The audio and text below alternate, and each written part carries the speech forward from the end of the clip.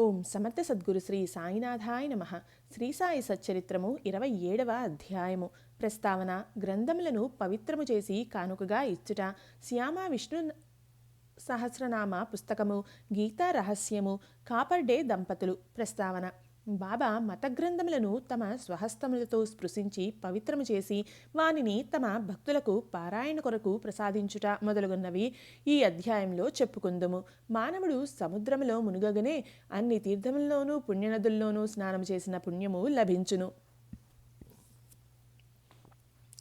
అటులనే మానవుడు సద్గురుని పాదారవిందములను ఆశ్రయింపగనే త్రిమూర్తులకు నమస్కరించిన ఫలముతో పాటు పరబ్రహ్మమునకు నమస్కరించిన ఫలితం కూడా లభించును. కోరికలు నెరవేర్చు కల్పతరువు జ్ఞానమునకు సముద్రమును మనకు ఆత్మసాక్షాత్కారమును కలుగుజేయినట్టి శ్రీ సాయి మహారాజునకు జయమగుగాక.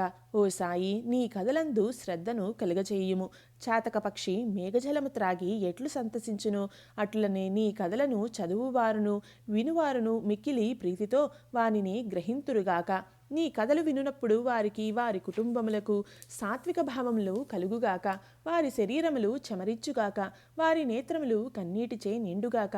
వారి ప్రాణములు స్థిరపడుగాక. వారి మనస్సులు ఏకాగ్రమగుగాక. వారికి గగుర్పాటు కలుగుగాక. వారు వెక్కుచూ ఏడ్చి వణికెదరుగాక. వారిలో గల వైషమ్యములు తమ భేదములు నిష్క్రమించుగాక. ఇట్లు జరిగినచో గురువుగారి కటాక్షము వారిపైన ప్రసరించింది అనుకొనవలను. ఈ భావములు నీలో కలిగినప్పుడు గురువు మిక్కిలి సంతసించి ఆత్మసాక్షాత్కారమునకు దారి చూపును. మాయాబంధముల నుండి స్వేచ్ఛ పొందుటకు బాబాను హృదయపూర్వకముగా శరణాగతి వేడవలెను. వేదములు నిన్ను మాయ అనే మహాసముద్రమును దాటించలేవు. సద్గురువే ఆ పని చేయగలరు. సర్వజీవకోటియందు భగవంతుని చూచునట్లు చేయగలరు. గ్రంథములను పవిత్రము చేసి కానుకగా నిచ్చుట. ముందటి అధ్యాయంలో బాబా బాధలునర్చు తీరులను చూచితిమి. అందులో ఇంకొక దానిని ఈ అధ్యాయంలో చూచెదము. కొందరు భక్తులు మత గ్రంథములను పారాయణ చేయుటకు బాబా చేతికిచ్చి బాబా పవిత్రము చేసిన పిమ్మట వానిని పుచ్చుకొనిడివారు. అట్టి గ్రంథములు పారాయణ చేయునప్పుడు బాబా తమతో ఉన్నట్టులా భావించెడివారు. ఒకనాడు కాకా మహాజని ఏకనాథ భాగవతం తీసుకుని షిరిడీకి వచ్చెను. శ్యామ ఆ పుస్తకమును చదువుటకై తీసుకొని మసీదుకు పోయెను. అచట బాబా దానిని తీసుకొని చేతితో తాకి కొన్ని పుటలను త్రిప్పి శ్యామకిచ్చి దానిని తన వద్ద ఉంచుకొమ్మనెను. అది కాకా పుస్తకమనియు అందుచే దానిని అతనికి తిరిగి వేయవలననియు శ్యామ చెప్పెను.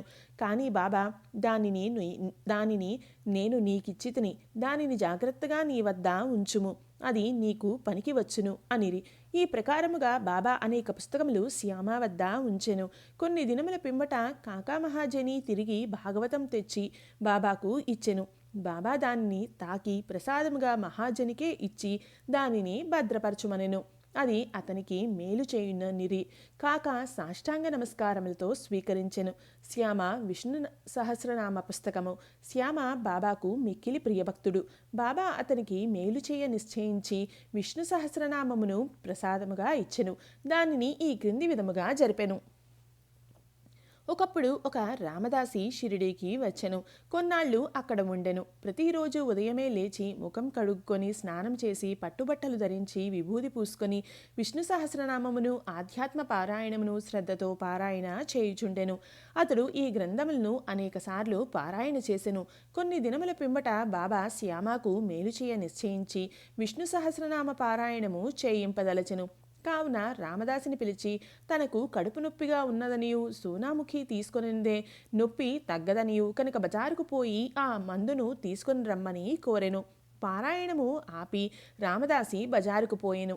బాబా తమ గద్దె దిగి రామదాసి పారాయణ చేయు స్థలమునకు వచ్చి విష్ణు సహస్రనామ పుస్తకమును తీసుకొని తమ స్థలమునకు తిరిగి వచ్చి ఇట్లనెను. ఓ శ్యామ, ఈ గ్రంథము మిగుల విలువైనది, ఫలప్రదమైనది కనుక నీకు ఇది బహుకరించుచున్నాను. నీవు దీనిని చదువుము. ఒకప్పుడు నేను మిగుల బాధపడి తిని నా హృదయము కొట్టుకొనెను. నా జీవితము అపాయములో ఉండెను. అట్టి సందిగ్ధ స్థితి యందు నేను ఈ పుస్తకమును నా హృదయమునకు హత్తుకొంటిని. శ్యామ, అది నాకు గొప్ప మేలు చేసెను. అల్లాయే స్వయముగా వచ్చి బాగు చేసినని అనుకొంటిని. అందుచే దీనిని నీకిచ్చుచున్నాను. దీనిని కొంచెం ఓపికగా చదువుము. రోజునకొక నామము చదివినను మేలు కలుగుజేయును. శ్యామ తనకు ఆ పుస్తకం అక్కరలేదు అనెను. ఆ పుస్తకము రామదాసిది. అతడు పిచ్చివాడు, మొండివాడు, కోపిష్టి, కావున వానితో కయ్యము వచ్చును అనెను. మరియు తాను అనాగరికుడొకటచే దేవనాగరి అక్షరములు చదవలేను అనెను. వినోదార్థము తనకు రామదాసితో బాబా కయ్యము కలగజేయుచున్నాడని శ్యామ అనుకుననే కాని బాబా తనకు మేలు కలగజేయుచున్నాడని అనుకొనలేదు. బాబా ఆ సహస్రనామమనే మాలను శ్యామ మెడలో వేయ నిశ్చయించెను. అతడు అనాగరికుడైనప్పటికీ బాబాకు ముఖ్య భక్తుడు. బాబా ఈ ప్రకారం అతన్ని ప్రపంచ బాధల నుండి తప్పించగోరెను. భగవన్నామ ఫలిత అందరికీ విసిదమే. సకల పాపముల నుండి దురాలోచనల నుండి చావు పుట్టుకల నుండి అది మనలను తప్పించును. దీనికంటే సులభమైన సాధన ఇంకొకటి లేదు. అది మనస్సును పావనం చేయుటలో మిక్కిలి సమర్థమైనది. దానికి ఎట్టి తంతు కూడా అవసరం లేదు. దానికి నియమములేమియూ లేవు. అది మిగుల సులభమైంది, ఫలప్రదమైనది. శ్యామకు ఇష్టం లేనప్పటికీ వానిచే దానిని అభ్యసింపవలనని బాబాకు దయ కలిగెను. కనుక దానిని బాబా వానిపై బలవంతంగా రుద్దెను.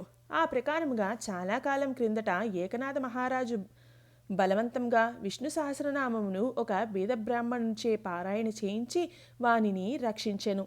విష్ణు సహస్రనామ పారాయణ చిత్తశుద్ధికి ఒక విశాలమైన చక్కటి మార్గము. కాన దానిని బాబా శ్యామకు బలవంతంగా ఇచ్చెను. రామదాసి త్వరలో సోనాముఖి తెచ్చెను. అన్నా చించునీకర్ అక్కడనే ఉండెను. నారదుని వలె నటించి జరిగినదంతయు వానికి చెప్పెను. రామదాసి వెంటనే కోపముతో మండిపడెను. కోపముతో శ్యామపై పడి శ్యామయే కడుపు నొప్పి సాకుతో బాబా తనను బజారుకు పంపునట్లు చేసి ఈ లోపల పుస్తకమును తీసుకొనని అనెను. శ్యామను తిట్టనారంభించెను. పుస్తకము ఈయనంచో తల పగల కొట్టుకొందును అనెను. శ్యామ నెమ్మదిగా జవాబిచ్చెను. కాని ప్రయోజనము లేకుండెను. అప్పుడు దయతో బాబా రామదాసితో ఇట్లా అనిరి: ఓ రామదాసి, ఏమి సమాచారము? ఎందులకు చీకాకు పడుచున్నావు? శ్యామ మనవాడు కాదా?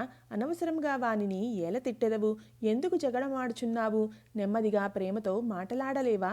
ఈ పవిత్రమైన గ్రంథములను నిత్యము పారాయణ చేయుచుంటివి గాని ఇంకనూ నీ మనస్సు అపవిత్రముగాను అస్వాధీనముగాను ఉన్నట్లున్నది. నీవు ఎట్టి రామదాసివయ్యా?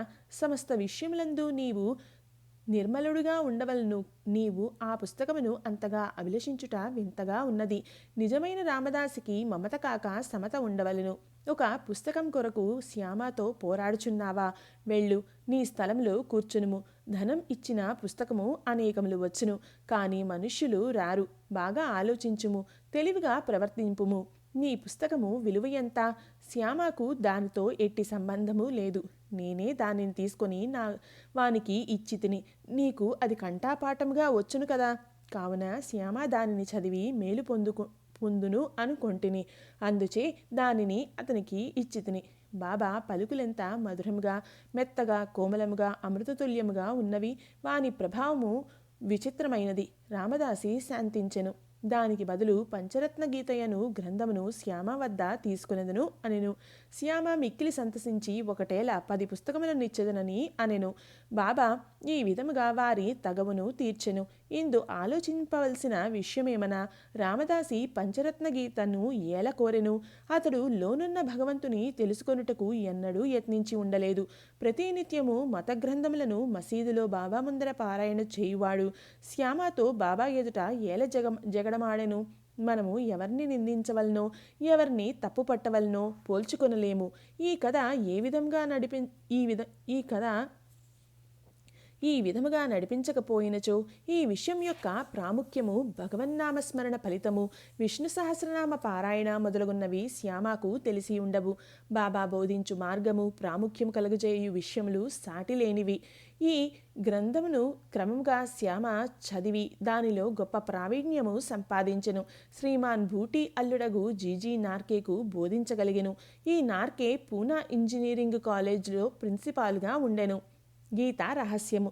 బ్రహ్మ విద్య అధ్యయనము చేయువారిని బాబా ఎల్లప్పుడూ ప్రేమించువారు, ప్రోత్సహించువారు. ఇచ్చట దానికొక ఉదాహరణము ఇచ్చెదము. ఒకనాడు బాబాసాహెబ్ జోగ్కు ఒక పార్సిల్ వచ్చెను. అందులో తిలక్ రాసిన గీతా రహస్యం ఉండెను. అతడు ఆ పార్సిల్ను తన చంకలో పెట్టుకుని మసీదుకు వచ్చెను. బాబాకు సాష్టాంగ నమస్కారం చేయునప్పుడు అది కింద పడెను. అది ఏమని బాబా అడిగెను. అక్కడనే దానిని విప్పి బాబా చేతిలో ఆ పుస్తకం ఉంచెను.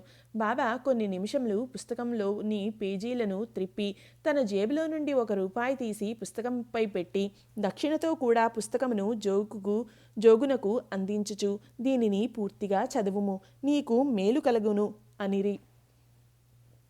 కాపర్డే దంపతులు. కాపర్డేల వృత్తాంతంతో ఈ అధ్యాయమును ముగించెదము. ఒకప్పుడు కాపర్డే తన భార్యతో షిరిడీకి వచ్చి కొన్ని నెలలు ఉండెను. దాదాసాహెబ్ కాపర్డే సామాన్యుడు కాడు. అమరావతిలో మిక్కిలి ప్రసిద్ధికెక్కిన ప్లీడరు. మిక్కిలి ధనవంతుడు. ఢిల్లీ కౌన్సిల్లో సభ్యుడు. మిక్కిలి తెలివైనవాడు, గొప్ప వక్త.